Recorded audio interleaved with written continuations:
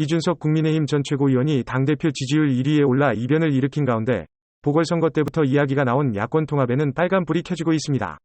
이 후보는 야권의 제3지대론에 회의적인 반응을 보이며 김종인 전 위원장을 다시 모셔오겠다, 안철수 대표에게 대선 주자로 대우는 하겠지만 집은 인정할 생각은 없다는 등의 파격적인 선언이 이어지고 있는데요.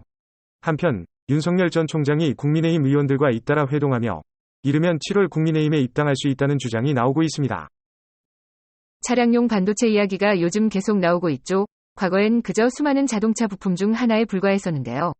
탑5로 불리는 소수의 업체가 독식하고 있는 상황에서 안 그래도 수요에 비해 공급 부족이 시작되었는데 전기차와 자율주행자 보급이 늘면서 그러한 현상이 더욱 가속화되었기 때문입니다.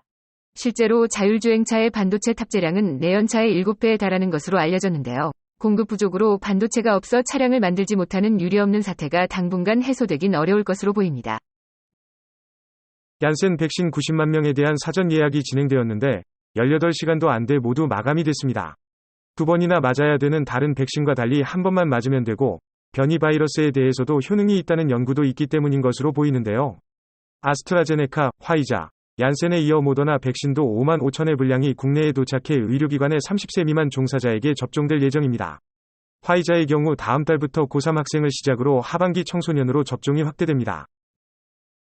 수요일인 오늘은 전국적으로 더위가 찾아오겠는데요.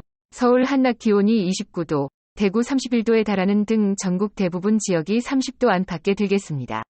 자외선 지수도 매우 높은 수준을 보이는데 제주 남부의 경우 위험 수준까지 치솟겠습니다. 목요일 새벽부터 금요일 새벽까지는 전국 곳곳에 또 다시 비가 내릴 전망입니다.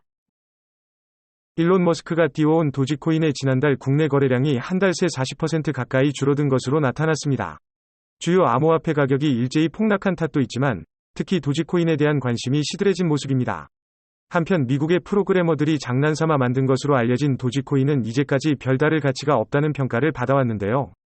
이 네트워크 개발에 기대는 거는 이들도 있지만 그것보단 카더라에 솔깃한 한국의 개미들이 한 방을 노리며 너무 과하게 투자를 했던 게 아니었나 싶네요. 중국에서 또 사형 선고 소식이 전해졌는데요. 초등학교 교사로 근무하면서 성폭행을 저지른 남성에게 사형이 선고된 것입니다.